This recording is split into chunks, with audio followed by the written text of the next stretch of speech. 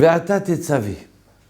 Et tu ordonneras aux enfants d'Israël d'apporter de l'huile, d'accord, d'éclairage pour allumer une lampe perpétuelle.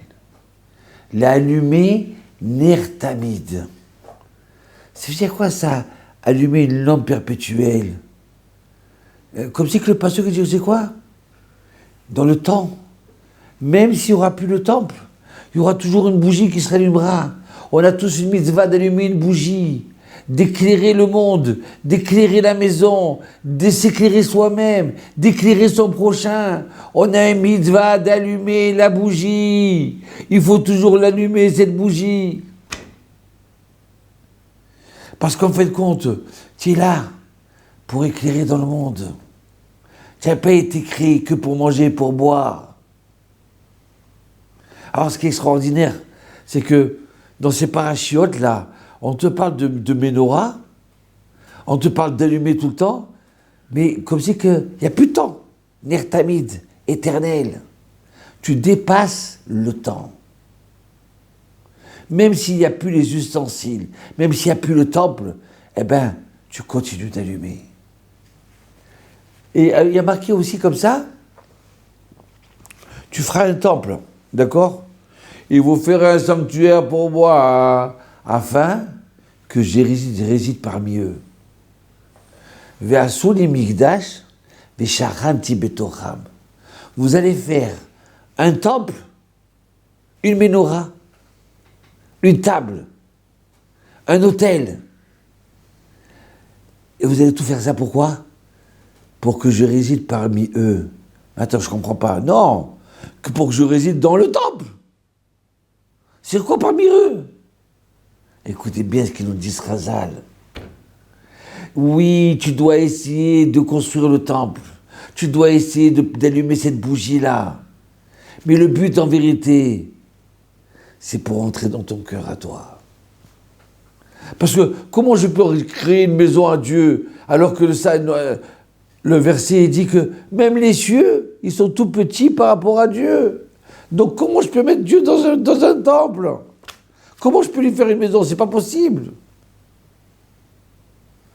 Et là, il vient nous apprendre qu'on a une mitzvah de construire le temple pour faire entrer Dieu dans notre cœur. Ça veut dire quoi? Ça veut dire que oui, je peux arriver. Le but, c'est d'amollir mon cœur. Le but, c'est d'ouvrir une porte pour faire entrer Hachem dans notre cœur. Parce que si Hachem, comme ça il dit le Narmanide, Ramban, il dit quand le temple il a été détruit, vous savez pourquoi? Parce que les bénis Israël, ils n'avaient plus Dieu dans leur cœur.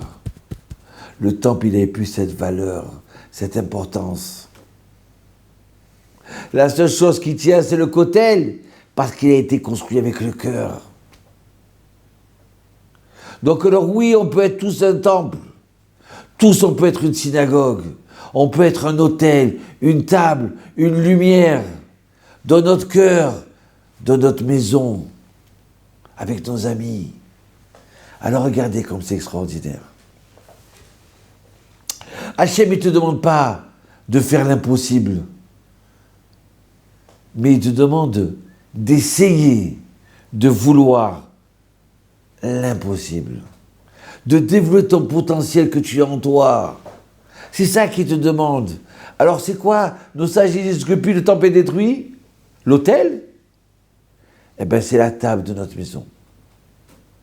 La table, ça représente l'autel des sacrifices qu'il y avait dans le temple. Donc dans cette table-là, je reçois des invités. Dans cette table-là, je fais des bénédictions avant de manger. Dans cette table-là, je fais attention comment je mange. La cache-route, je ne peux pas manger n'importe quoi. Et oui. Et alors maintenant, vous allez me dire, et la menorah? La menorah, d'accord?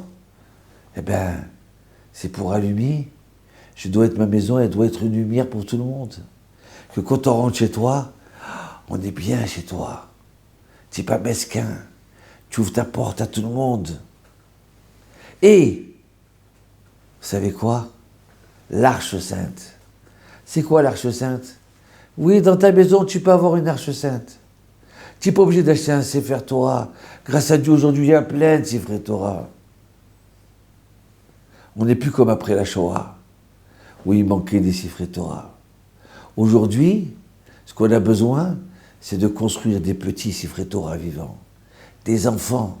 Quand toi, tu enseignes la Torah à tes enfants, quand tu prépares un petit discours à table, ou une morale, hein, eh bien à ce moment-là, tu vas construire des enfants dans la Torah. Tu vas en construire des hommes. L'Arche Sainte, eh bien c'est des livres, en hébreu, des livres de prière. Comment tu peux rentrer dans une maison, tu te dis aux gens, excusez-moi, j'ai besoin de faire une bracha, vous avez un sidour? Ah non, j'ai pas de sidour. Mais ça coûte tellement pas cher aujourd'hui.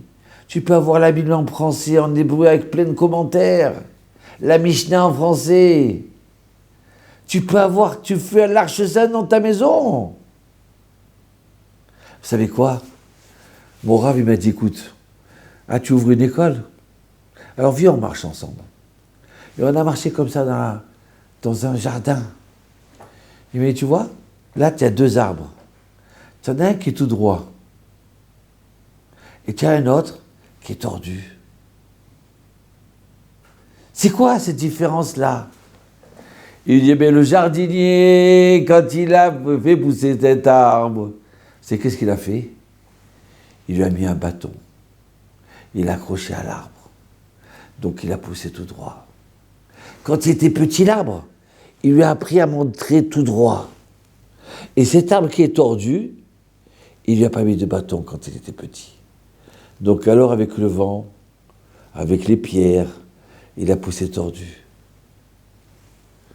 Tu comprends? Alors, je sais que tu veux des petits Sifrei Torah. Et pour cela, il faut que quand ils sont petits, bien leur enseigner la pureté de tout ton cœur, de toute ton âme, tu leur apprends. Regarde les enfants à qui ils n'ont pas eu de tuteur. Ils n'ont pas été aidés, ils n'ont pas été dirigés. C'est quoi? C'est la drogue. C'est le vol. C'est la dépravation. Hein? L'arbre, il sort tordu. Combien il faut dépenser d'argent pour sortir des gens de prison et les essayer de les enlever de l'alcool et de la drogue? Mais ce qu'il dit, ces gens-là, ils ont grandi tordus, ils n'ont pas eu de tuteur, ils n'ont pas eu de bâton quand ils étaient petits.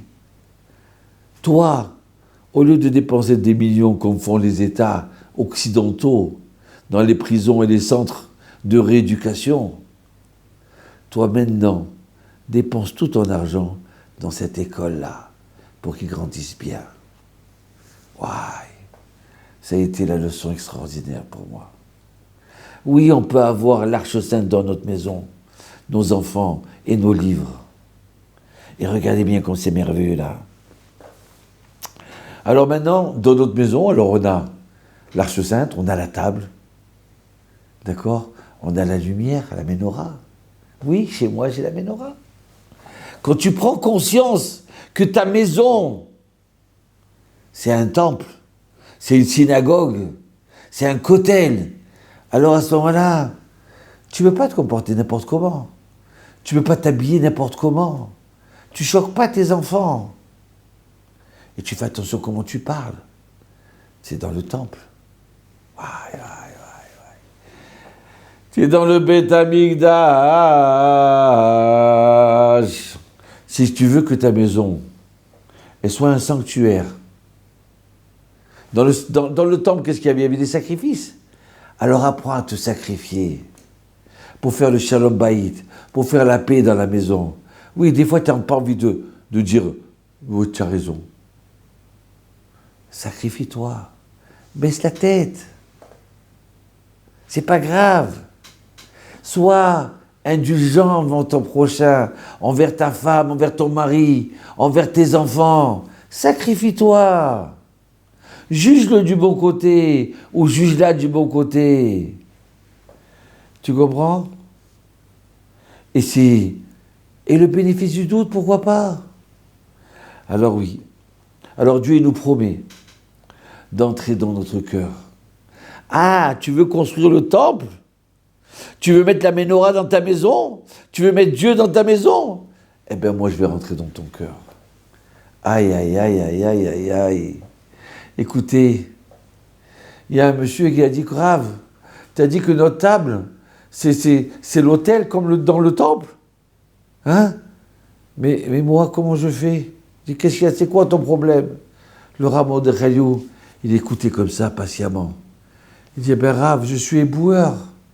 Mon travail, c'est d'être dans les poubelles. Et ce qui se passe, c'est quoi? C'est qu'à un moment, à 10 heures, on s'arrête et on mange. Alors, comment ma table à moi, ça va être l'autel? Ah, le Rav lui dit, eh ben oui, tu peux avoir l'autel. Tu t'arrêtes à 10 heures, tu t'assois sur le trottoir.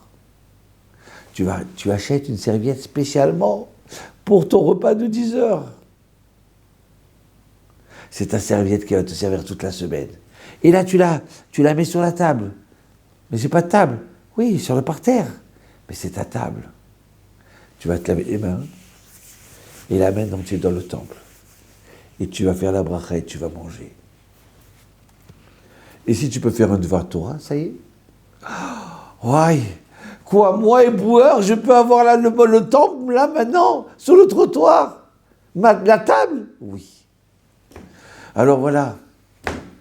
La semaine d'après, il revient, dit Rav, j'ai besoin de toi. Il dit quoi? Il dit, tous les matins, j'ai fait comme tu m'as dit.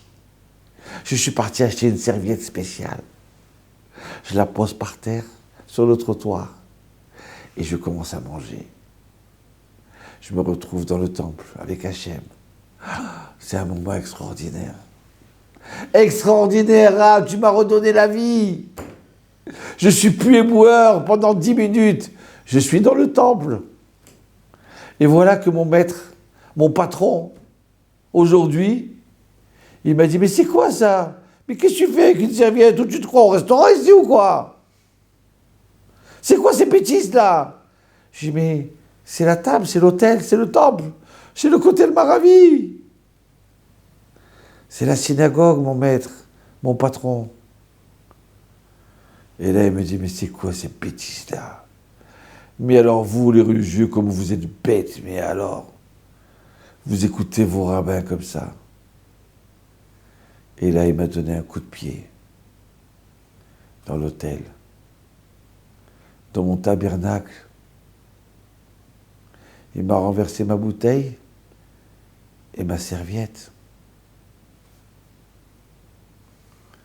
Et à ce moment-là, je me suis mis à pleurer. Dommage. Et de ce coup, j'entends un cri, aïe, aïe, j'ai mal aux pieds, aïe, j'ai mal aux pieds, Rav. Voilà. Il me supplie, mais qu'est-ce que tu veux lui faire? Moi, je ne sais pas quoi faire. Il a mal aux pieds depuis qu'il a tapé sur ma table à moi. Qu'est-ce que je peux faire, Rav?